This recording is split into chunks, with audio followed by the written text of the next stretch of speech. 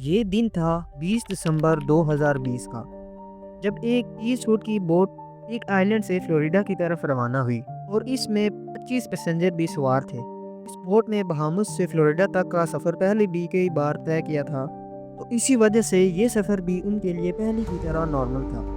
لیکن بیچ سمندر میں اس بوٹ کے ساتھ آخر کیا حادثہ پیش آیا؟ ان کو سمندر نگل گیا یا پھر کسی طوفان کا شکار ہوئے؟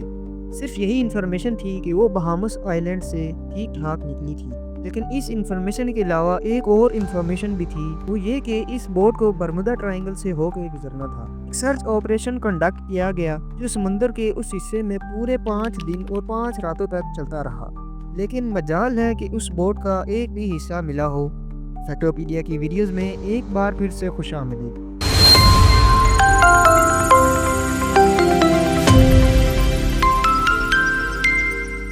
ناظرین، آپ نے برمودا ٹرائنگل کی تو بہت ساری کہانیاں سن رکھی ہیں۔ برمودا ٹرائنگل سمندر کا ایک بہت بڑا حصہ ہے جو اصل میں اٹلانٹک اوشن میں پایا جاتا ہے۔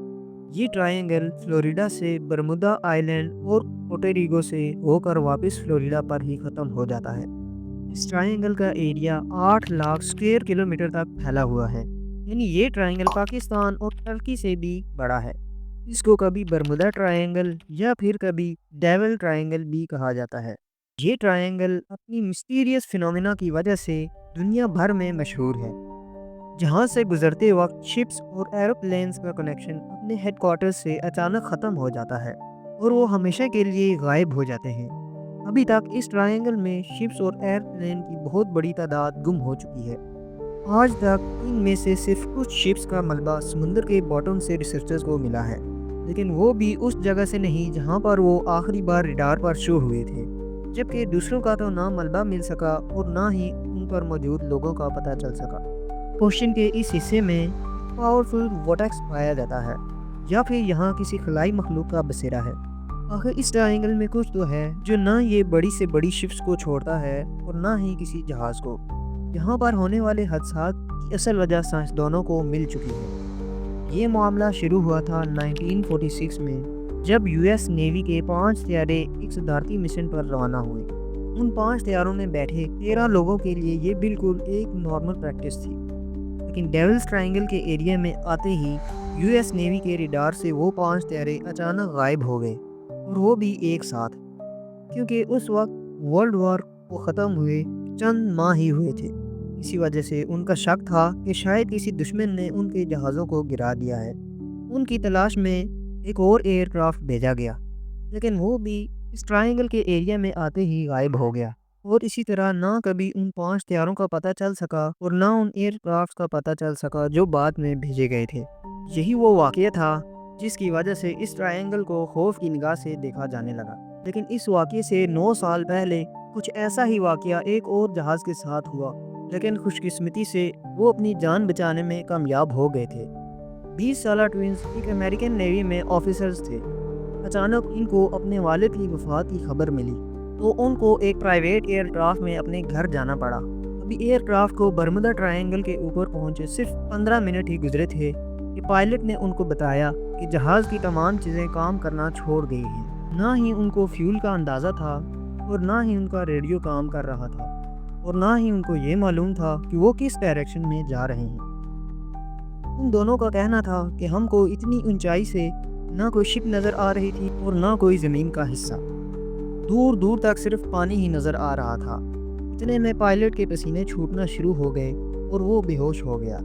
لیکن خوش قسمتی تھی کہ جہاز میں کو پائلٹ موجود تھا جس نے جہاز کو سنبھال لیا، اور چند گھنٹوں کی اس خوفناک پرواز کے بعد آخر کار ان کو زمین نظر آ ہی گئی، جہاں جہاز کو ایمرجنسی لینڈ کر لیا گیا۔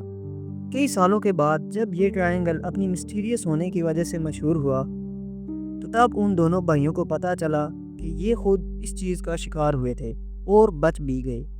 2014 میں ایک کارگو شپ فلوریڈا سے پورٹو جا رہی تھی، جو 2 اکتوبر 2014 والے دن گم ہو گئی، اور پورے 30 دن کی ریسرچ کے بعد وہ کارگو شپ سمندر کی سطح سے 14,000 فیٹ نیچے سمندر کے باٹم میں پائی گئی۔